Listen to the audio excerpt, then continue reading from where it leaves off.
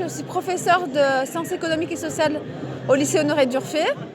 Et donc voilà, aujourd'hui je manifeste comme je l'ai fait depuis le 5 décembre pour défendre ce système de retraite par répartition auquel je suis très attachée voilà, pour les générations futures.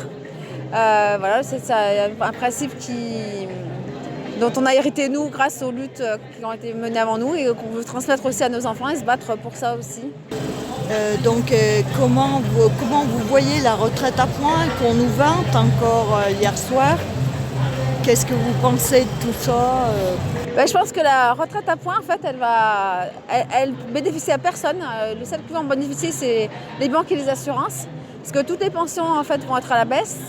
Et ce qu'on veut, en fait, par ce système, c'est pousser les gens à économiser, mais dans un système individualiste, qui fait que seuls les plus riches pourront le faire.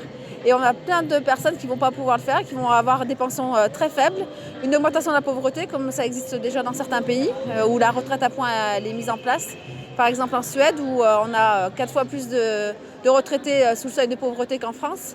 Donc voilà, c'est contre ça que je me bats. Je veux défendre un système qui est basé sur la solidarité, sur notamment intergénérationnel, et puis peut-être aussi sur un partage des richesses différentes, pour qu'on puisse justement financer, il y a largement les moyens en France de financer ce système par répartition. Donc vous voyez, vous aussi, plein de domaines, enfin tout notre régime social arriver sur le privé, quoi. Mais c'est ça. Et tout à deux vitesses, l'école, Voilà. l'hôpital. On a construit ce système social après la guerre, à une période où on était beaucoup moins bien en termes économiques qu'aujourd'hui.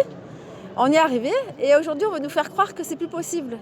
Donc et ça passe depuis tellement longtemps dans les médias qu'il va falloir qu'il faut aussi se battre sur ça pour montrer que c'est possible, parce que les médias ont fait en sorte qu'aujourd'hui les gens se disent que c'est incontournable l'individualisme. Mais non, c'est tout à fait possible de financer un système par répartition et il faut se battre tous ensemble pour pouvoir le défendre.